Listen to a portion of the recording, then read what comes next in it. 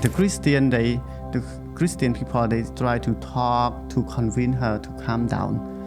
But at that time, she decided, I need to go down, but she cannot go down because she doesn't know how she climbed up the tree. And that time, that guy tried to ask many people to get her down. Yes. And next day, we see that there are the small group in the village that they are teaching the Bible, and then the pastor there, they invite us to join, and then we see that now we meet the real God, and my mother start to believe God in that time because we see the miracle.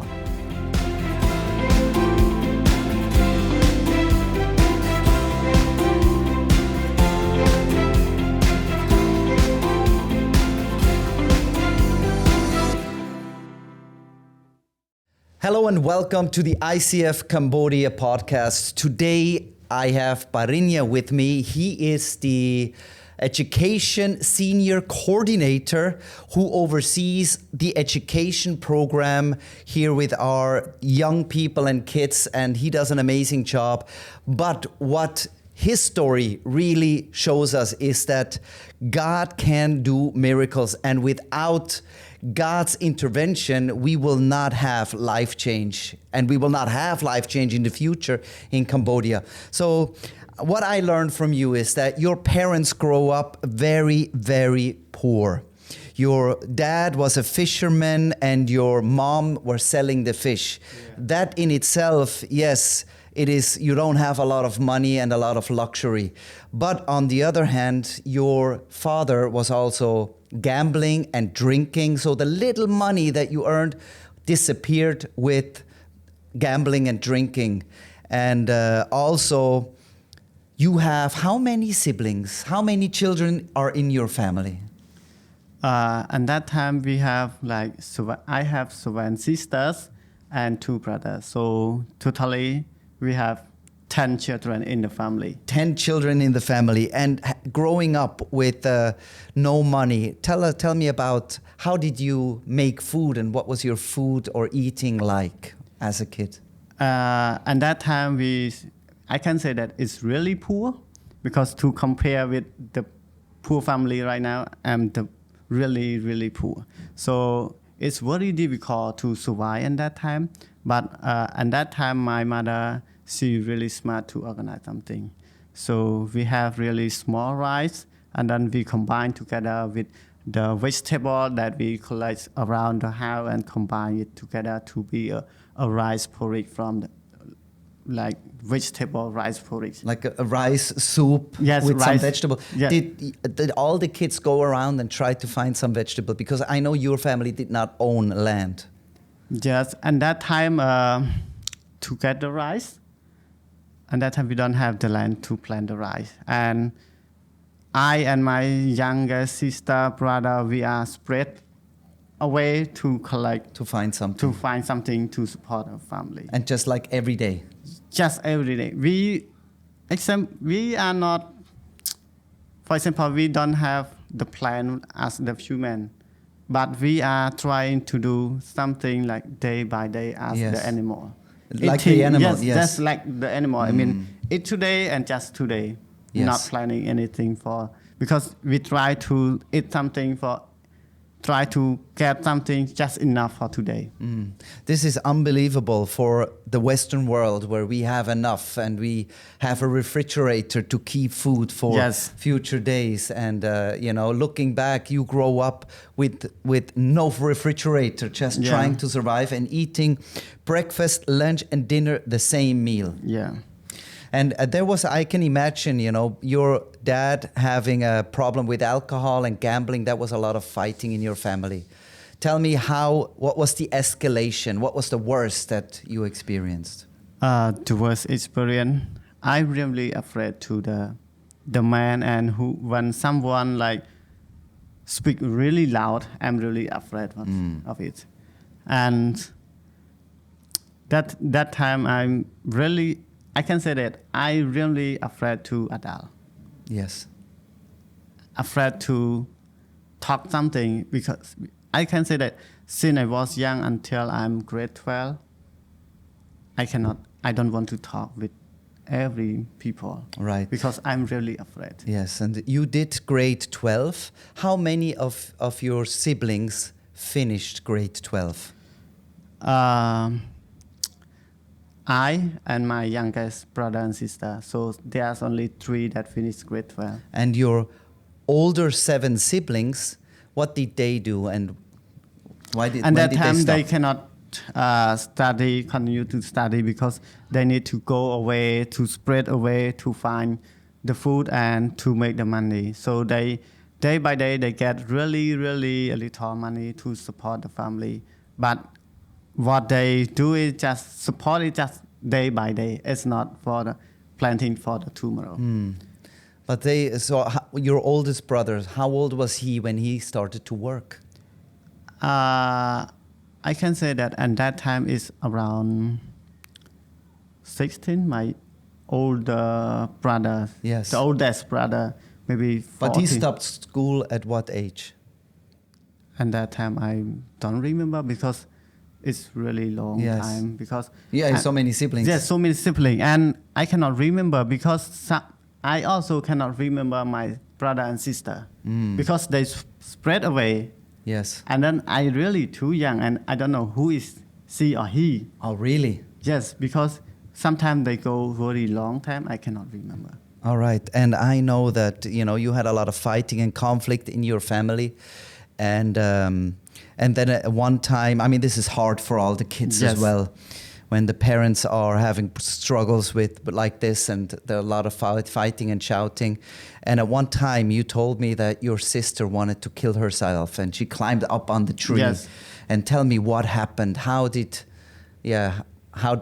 happened with that? And that time my second sister, she really stressful and fighting in the family, so she decided to make the suicide, to climb on the tree and hang. And that time many people around the tree and they see what's going on. But I remember that time that when my mother, she talking about that situation, she said that there are only a few Christians over there, and then they talk with the people to go out of that place to make something like calm down, and then they start to pray. And that time I don't know they are doing. They just closing their eye and what they are doing. I don't know, but my mother know that what they are doing because they are praying. And then after they praying, maybe take 1 hour, everything calm down, and my sister start to realize that now I'm on the tree. Wow. And then the Christian people, they try to talk to convince her to calm down. But at that time she decide, I need to go down, but she cannot go down because she doesn't know how she climb up the tree. And that time that guy tried to ask many people to get her down. Yes. And next day we see that there are the small group in the village that they are teaching the Bible, and then the pastor there, they invite us to join, and then we see that now we meet the real God, and my mother start to believe God in that time because we see the miracle. And when did you accept Jesus into your life? When I accept the Jesus into my life, they also invite me to join the small group, and then they say that when you believe in Jesus, you will come to be the prince. The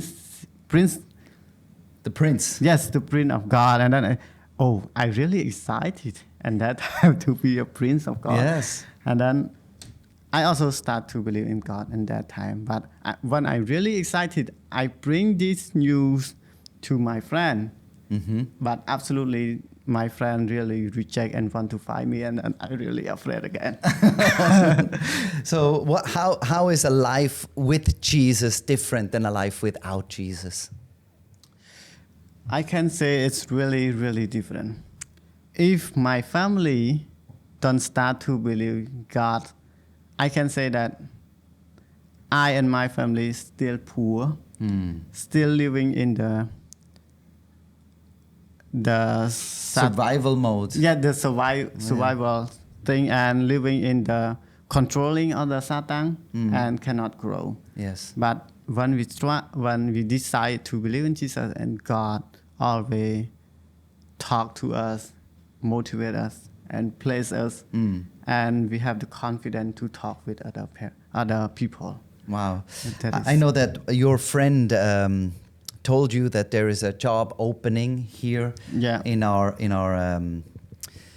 ICF, and it's connected with educating and encouraging the young people, and this is a passion that you have. Yeah. Why do you believe that this makes such a big difference, and how are you doing it every day with the young people and the kids? So that is my own vision, that I want to change the Cambodia, to change that all the Cambodians, they see that education is really important. Yes. But the thing that it is more important is believe in God and trust in God, and then everything will change to the positive way. Yes. And the country will develop, and everything will fine. I can see that. I can see that too. You have a beautiful family, and every time I see you with your family, it's like you're like a role model. Yeah. And it's an unbelievable thought that you grew up extremely poor in such a difficult situation, and you were the first of your siblings to actually finish school, and now you are the senior coordinator in the education program here at ICF.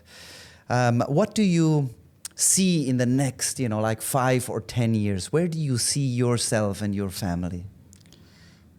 I see myself in the family for me in the family, I see that I am the one who can go out of the comfort zone Yes.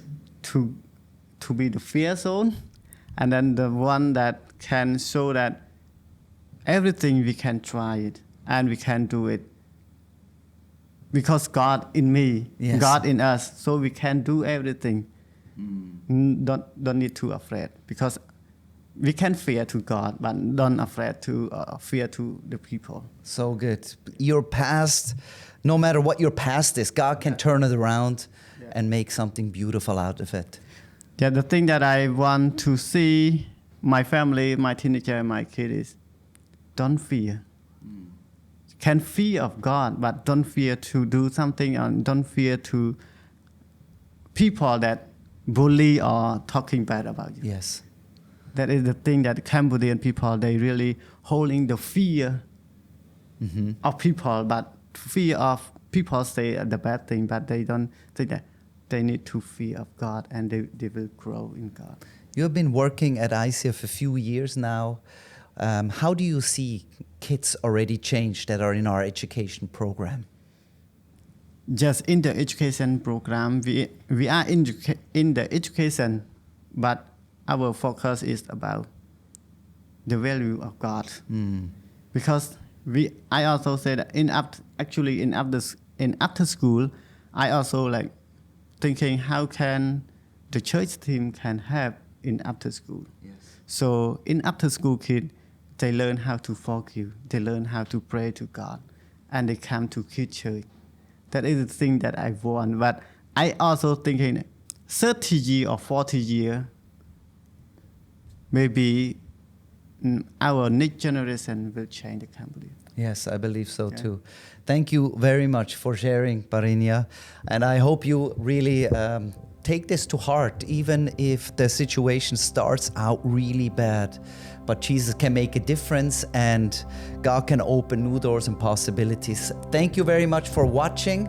I hope you will join again when we are telling stories from people here at ICF. God bless you, and bye-bye.